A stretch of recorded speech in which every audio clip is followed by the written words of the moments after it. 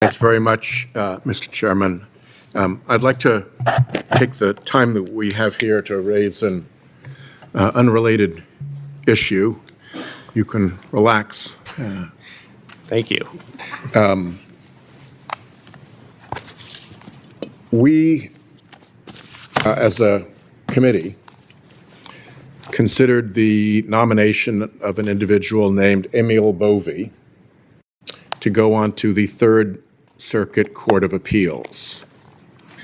At the time that we did so, there was a pending proceeding in federal court, an inquiry into whether Mr. Bovy and others had committed contempt of court. That proceeding was stayed by an order by two Trump appointees on the D.C. Circuit. They used a device called an administrative stay, which I think lawyers know customarily is a device to hold the status quo for a short period of time, maybe a week or two, sometimes only hours. The two Trump appointees kept this administrative stay in place for 4 months. And it was during that period of the stayed contempt proceeding involving now Judge Bovy that this committee put him through his confirmation and sent him to the floor. I think in ordinary circumstances, we would have said, wait a minute, there's a contempt proceeding pending against this individual. We should find out about that before we put him on a circuit court of appeals. But these are not ordinary times. And so Mr. Bovy was hustled through the confirmation process, and then the stay was lifted. The D.C. Circuit told the D.C. district judge, you can now go forward with the contempt proceeding. One of the same Trump judges with another Trump judge then stayed it a second time. And the D.C. Circuit has just announced that it will consider overturning that stay en banc. So that saga is going to continue. But I don't think it was a high point in the Judiciary Committee's history to put a candidate through the confirmation process with a contempt of court inquiry undecided. Now we're moving forward into Todd Blanche and his potential confirmation as Attorney General of the United States.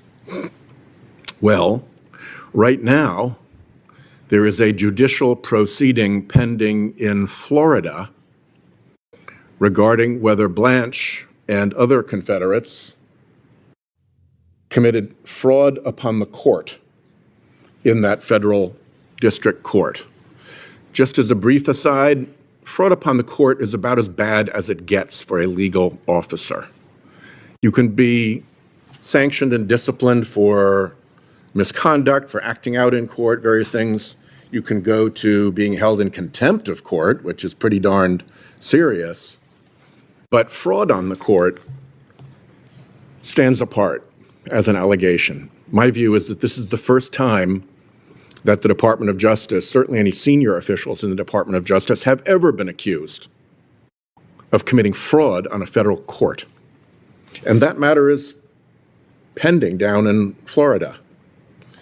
Interestingly, the Department of Justice chose not to respond to the court when the court said, yeah, I'm going to reopen this matter and let's take a look at this. Fraud on the court for the first time in the department's history, you'd think they'd want to respond to that. Specific question about whether the actions of the DOJ comported with its own policies, something DOJ would know about.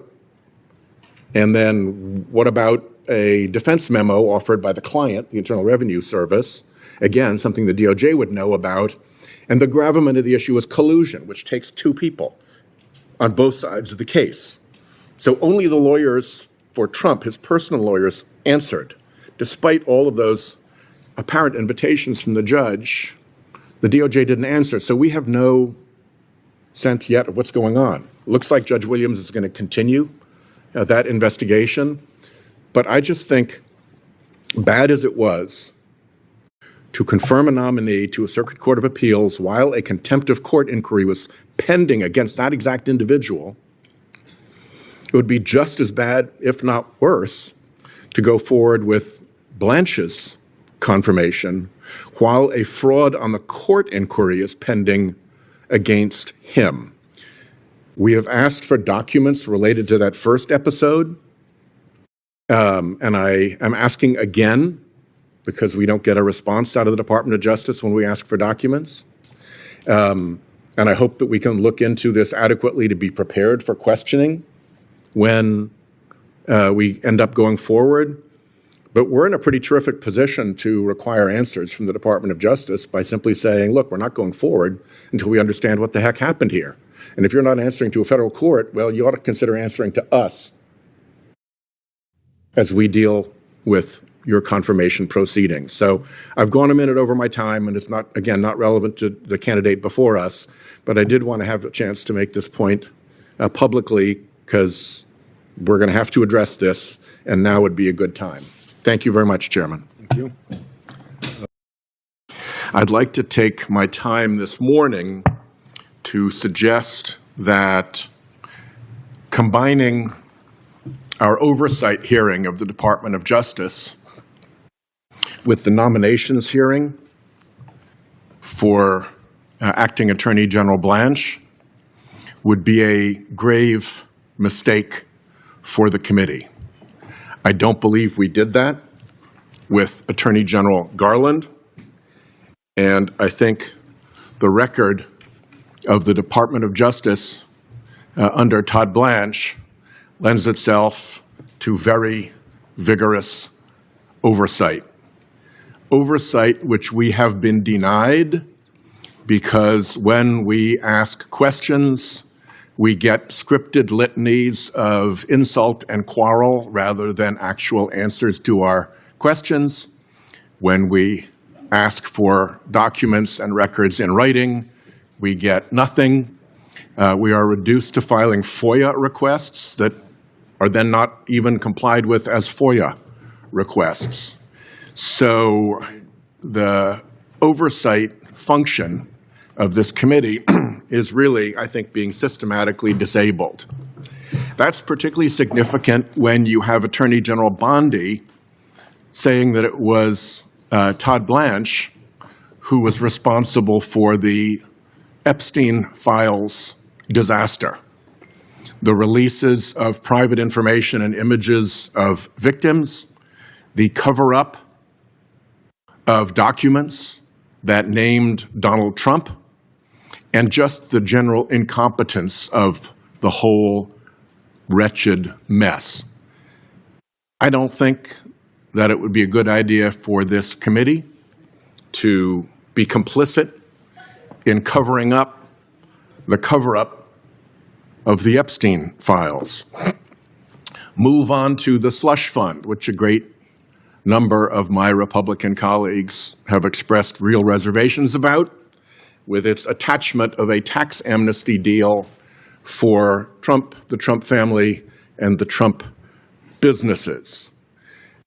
There are very legitimate questions to be asked about that, including, has that cockamamie idea really been withdrawn, or is it just being hidden briefly so it can resurface in some other fashion? We should be looking into this as a committee. It's important stuff. And even if we shirk our duties at looking into all of this, it appears that a Florida court is going to be looking into all of this. And I think it's a bad look for the committee to be turning a blind eye to what went into the slush fund deal and the tax amnesty deal, and then discover through a court proceeding in Florida all the stuff that we failed to look at. It's hard to be taken seriously if we have failed to do our own duty, and then the court proceedings reveal the mischief. I will say that I've looked. I have never, ever heard of senior officials of the Department of Justice being called before a court with respect to a fraud upon the court. Look up fraud upon a court. It's a pretty serious charge. This one was raised, I guess I should say, by 3 dozen retired federal judges, some very, very respected ones, some very, very conservative ones. And the judge in the proceeding in Florida, out of which the slush fund settlement emerged, reopened the case to have a look. She asked for responses. She suggested that the DOJ might have violated its own policies in this settlement. She suggested that there was an IRS defense memo out there that would be relevant to the proceedings. The violation of DOJ policies would obviously be a matter for DOJ to answer. The IRS client memo would obviously be something for DOJ to answer. She also questioned whether there was collusion. It takes two to collude. It would be a collusion between the Department of Justice lawyers and Trump's private lawyers. So there's another reason for the Department of Justice to have responded. What happened last Friday? No response from the Department of Justice.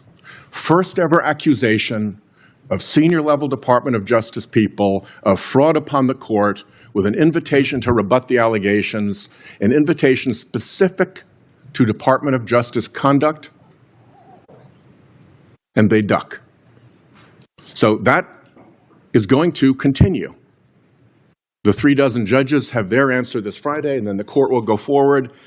I will contend that we don't look like much if that information is being developed in a federal courtroom and we haven't been allowed to ask questions, and indeed our oversight has been collapsed into a confirmation hearing. I have never seen a Department of Justice as badly run as this one. I've never seen fraud upon the court allegations. I've never seen so many suggestions of contempt.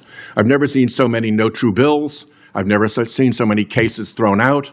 I've never seen so many accusations that department arguments were false, were pretextual, were designed to fool rather than inform the court. And we see that over and over again from judges appointed by every president. It is now at the point where the Department of Justice and the U.S. government have lost their presumption of regularity in federal court proceedings. All of this matters. All of this is something to which this committee should be paying attention. And with respect to what our chairman has said about the norms of the committee, well, one norm is that U.S. attorneys come through this committee after a process of consultation before they get to run U.S. Attorney's office.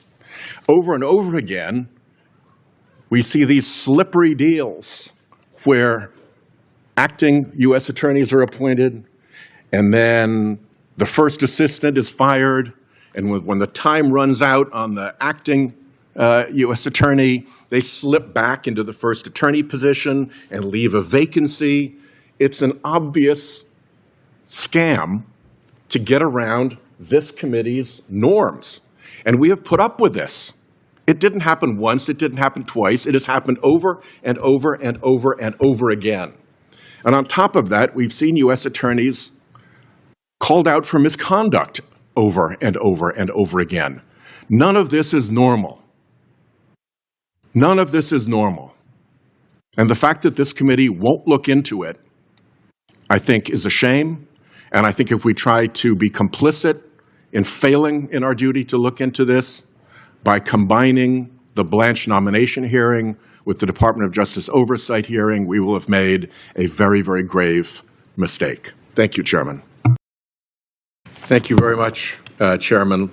Let me start by disagreeing with the notion that what took place with respect to the cases against President Trump was weaponization. I know that's the Republican theory of the case, but the other reason why the FBI and the Department of Justice would investigate Trump for crimes is because Trump was doing crimes. And there was adequate predication to pursue investigation of those crimes. And indeed, in every case that I'm aware of in which those cases were allowed to go to judgment, the president was convicted. So we can't allow the weaponization narrative to just remove the notion that the guy was investigated and prosecuted for crimes because he did the crimes. Once you start with the notion that Trump is not a criminal but a victim, you then have to invent the conspiracy that victimized him. And once you've propagated that conspiracy, you then have to find who the conspirators are. So then you have to go after FBI agents and DOJ folks in order to prop up that theory. The way that ended in Soviet Russia was with show trials of the individuals who were allegedly in the conspiracy. The way that ends in Trump's America is with agents and prosecutors forced out in mass purges that may well, as the Ranking Member Durbin has pointed out, been driven by Kash Patel as a private citizen. So starting with that point, there are three reasons why Kash Patel is extremely dangerous. One is all of his wild MAGA behavior. This is a guy whose judgment is beyond questionable. It's appallingly bad. We have a lot of quarrel about whether his enemies list is an enemies list and whether we're smearing the guy by saying that his enemies list is an enemies list. Here's what he said about it. He showed his enemies list and said, "The manhunt starts tomorrow." If they're not your enemies, why would you start a manhunt against them? He called them the criminals themselves and showed a picture of his enemies list. If criminals aren't your enemies, as head of the FBI, who are? He retweeted a video showing him chainsawing the heads off of people on his enemies list. If you're chainsawing the heads off of people, are they not your enemies? So the invention that this is not an enemies list requires people to go into just fantasy land. And these are his own statements. These aren't our accusations. These are Patel's own words.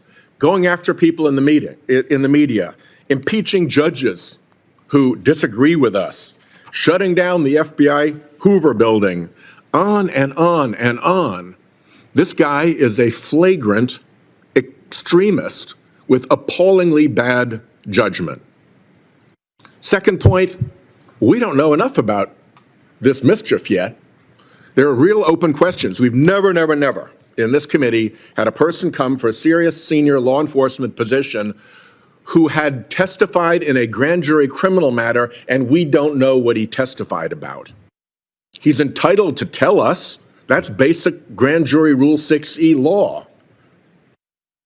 But this side of the committee is completely covering that up. We have absolutely no statement from Patel about what his grand jury testimony was. And he's at liberty to give that to us. He just won't. And Republicans won't tell him to.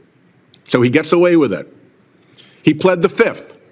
You don't get to plead the fifth without a real and genuine concern that you can be prosecuted for a crime.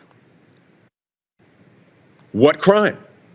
We're entitled to know. We've never had somebody come through this committee for a high senior law enforcement position who had pled the fifth. He's got the right to do that, of course. We've got the right to know. And by the way, when he exercises the right to do that in a civil proceeding, that entitles the jury to draw the adverse inference that what he is covering up in the civil proceeding with his Fifth Amendment assertion is against his interests.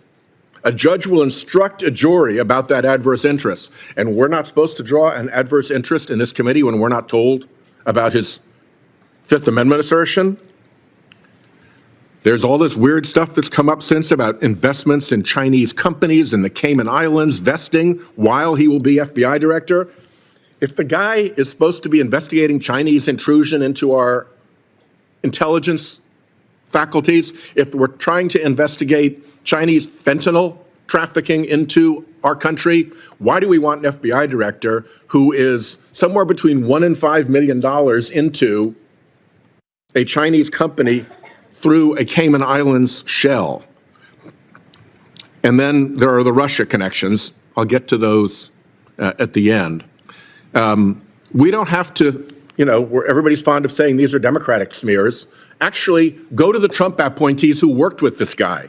What are they warning us? They're warning us, Trump National Security Advisor John Bolton. I didn't think he was qualified. I was forced to hire him. That's some recommendation from a colleague. His deputy, Charles Kupperman. Patel's ideas are ludicrous. He's absolutely unqualified for this job, untrustworthy, an absolute disgrace to even consider an individual of this nature. Definitely you want that on your resume by way of a recommendation from a former supervisor. Attorney General Barr said Patel has virtually no experience that would qualify him to be the deputy director of the FBI, and now he's back as the director of the FBI. And Trump's CIA director, Gina Haspel, threatened to resign rather than allow this guy into her office as her deputy. And if you go beyond the Trump appointees who are warning us about this guy, you can go to the last time he testified in court, which was in Colorado, and here's what the court found about him. That Patel was not a credible witness, that his testimony was illogical, and it was completely devoid of any evidence in the record. Okay, I've been an attorney general, and I've been a United States attorney, and I've put state police troopers on the stand, and I've put FBI agents on the stand. If at the end of a case, a judge made findings like this about a law enforcement witness that I put on the stand, there would be follow-up. I would want an explanation of why this witness was so incredible that findings like that were made by the judge. It would be a significant issue with respect to that witness's continued performance in office. And here's a guy who's been found to be completely incredible by a judge in his testimony, and we're acting as if that's nothing. That's not Democrats. That's a judge in Colorado. So the last thing I'll say is I think we need to begin to prepare ourselves for Trump-Russia 2.0. The Trump-Russia thing was, I'm not going to go back all over it, fully ventilated in the Senate Bipartisan Intelligence Report, in the Mueller report. Trump-Russia was a thing. We stopped talking about it, but Trump kept talking about it and saying it was a hoax. Trump-Russia hoax, Trump-Russia hoax. No, it was not a hoax. It was real. It was there. There's a record. Part of it was bipartisan work. Some of it was done in the House. There was an abundance of evidence about the Trump-Russia connection. And now what are we seeing? We're seeing Patel coming in, who says he wants to wreck the FBI's what he called intel shop, which is the part of the FBI that looks at Russia and does counterintelligence work against Russia. He said that he wants to close out the D.C. office and send everybody out into the field. Well, it's the D.C. office, not the field offices, that do the counterintelligence work. You want to shut it down? You're opening your arms to Russian intelligence operations. You go just across to the Attorney General's office, and there's Attorney General Bondi. What's the first thing she does when she gets in? Closes all the kleptocrature and kleptocracy investigation offices of the Department of Justice. Gee, who were they pursuing? Putin and his oligarchs. You shut down the group that has successfully grabbed assets off Putin's crooked oligarchs. What a signal that is. And then look at Tulsi Gabbard. I'm not going to go through the whole length of her Russia associations, but let's just say that a Russian news media editorial said that her appointment should cause the CIA and the FBI to tremble because she was a friend to Russia. Who defends us against Russian intelligence operations and Russia's criminal operations in the United States? It's the FBI, it's the Department of Justice, and it's our intelligence community. The people in charge of each one have sent powerful signals that they are shutting down our defenses when it comes to Russia. And we're about to head to the Munich Security Conference, where we are seeing Mr. Art of the Deal and his operatives giving away every piece of leverage that we have over Putin with respect to Ukraine. It is unilateral disarmament to throw Ukraine under the bus and give Putin what he wants. So mark my words. This Patel guy will come back to haunt you. Every piece of wage can't buy a cup of tea.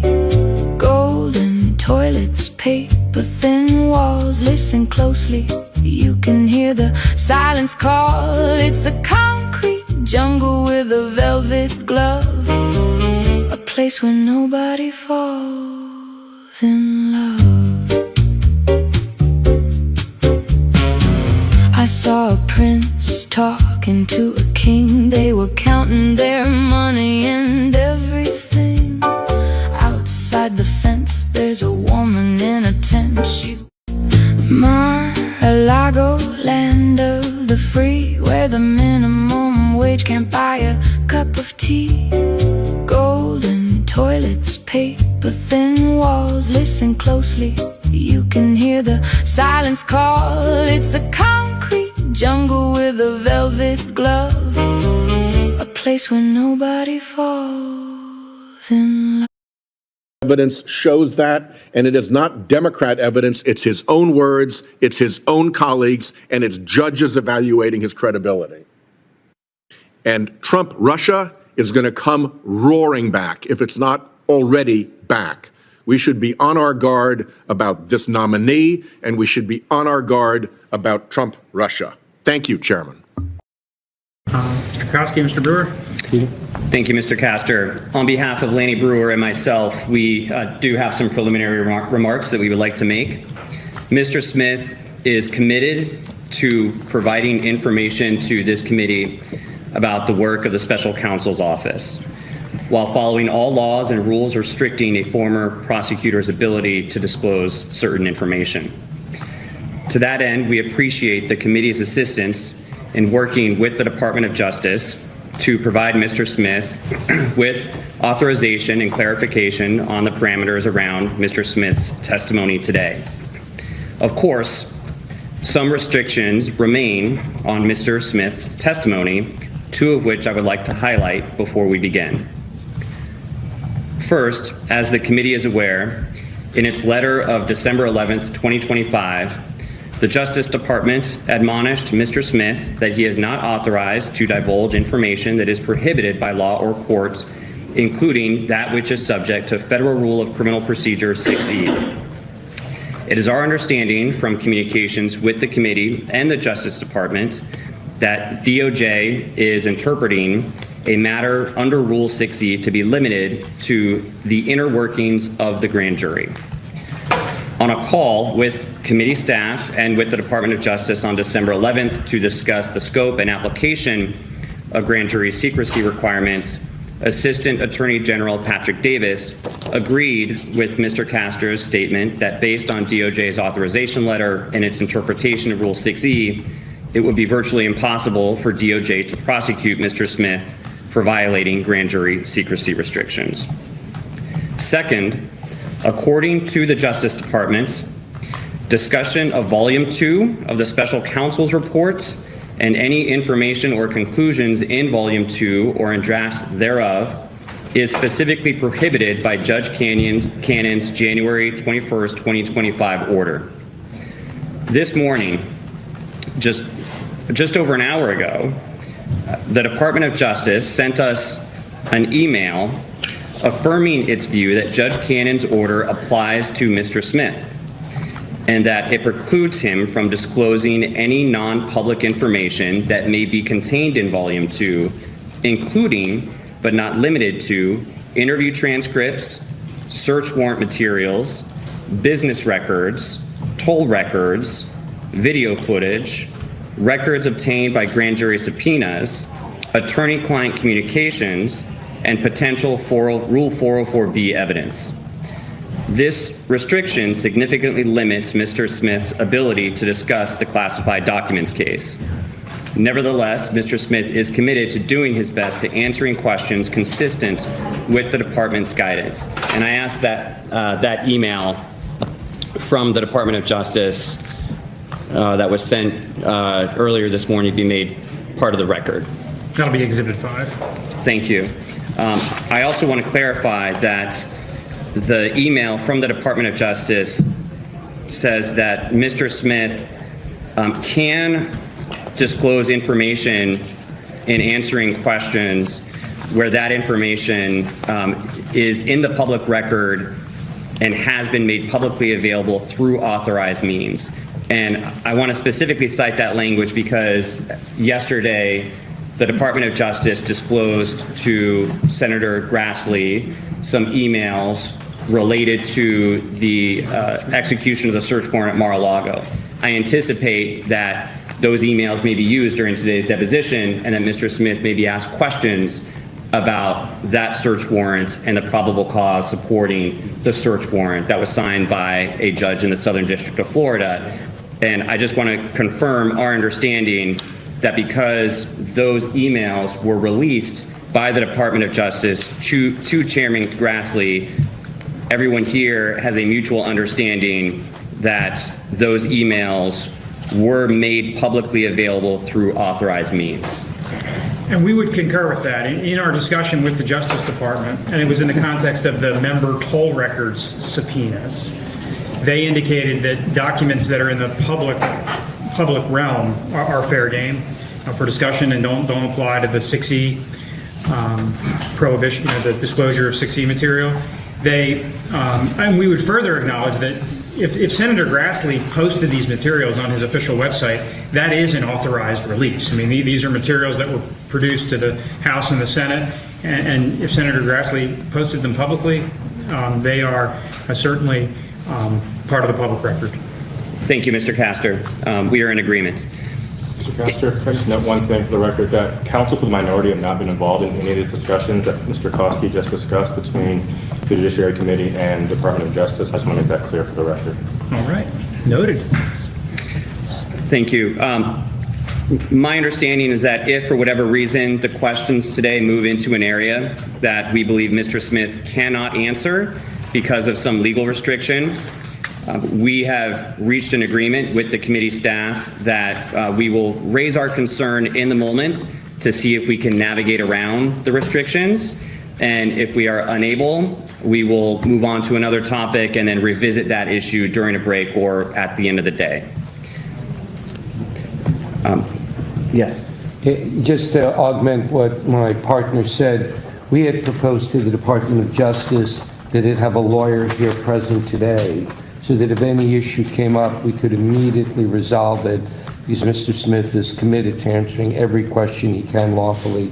The Department of Justice chose not to have a lawyer here today. Thank you.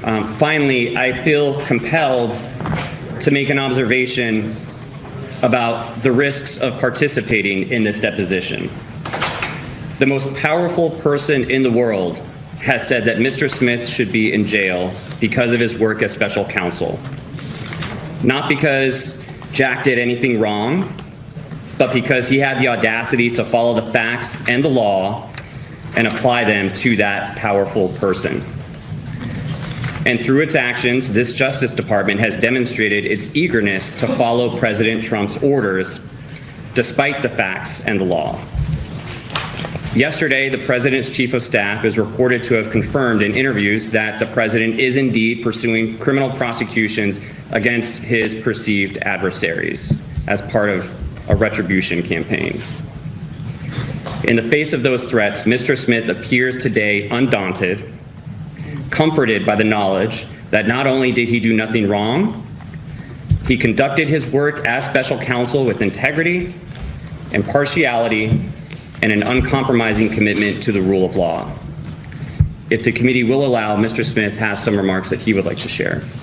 Okay, before that, I would just note from Exhibit 4, the December 11th Justice Department letter, they specifically say, the last paragraph on page 2, as to your question about the department's recent disclosure to Congress of certain internal communications considering whether to authorize toll record subpoenas, which Congress publicly released on November 25th, 2025, you are correct that the department does not believe that the specific materials it produced to Congress are covered by 6E for the reasons described above. Thank you, Mr. Castor. That's helpful. We are in agreement on that. My concern is that that doesn't address Judge Cannon's order, which the department has said Mr. Smith is still bound by because the toll record subpoenas were not part of the classified documents case. And so Judge Cannon's order is a separate legal restriction that exists independent of Rule 6E. Okay, and I would just note on our call with the Justice Department, their position was, of course he can talk about it if it's in the public realm. And that admonition from the department was not limited to, the toll records question or something in, Judge Cannon. Thank you. Mr. Smith, you had some remarks as well? Yes, thank you. Thank you for the opportunity to discuss my work as special counsel. I was taught as a young prosecutor to follow the facts and the law, and to do so without fear or favor, to do the right thing the right way for the right reasons. For nearly 3 decades, I've been a career prosecutor. I've served during both Republican and Democratic administrations, and I've been guided by those principles in every role I've held. I continued to honor those principles when I was appointed to serve as special counsel in November of 2022. The decision to bring charges against President Trump was mine, but the basis for those charges rests entirely with President Trump and his actions, as alleged in the indictments returned by grand juries in 2 different districts. Our investigation developed proof beyond a reasonable doubt that President Trump engaged in a criminal scheme to overturn the results of the 2020 election and to prevent the lawful transfer of power.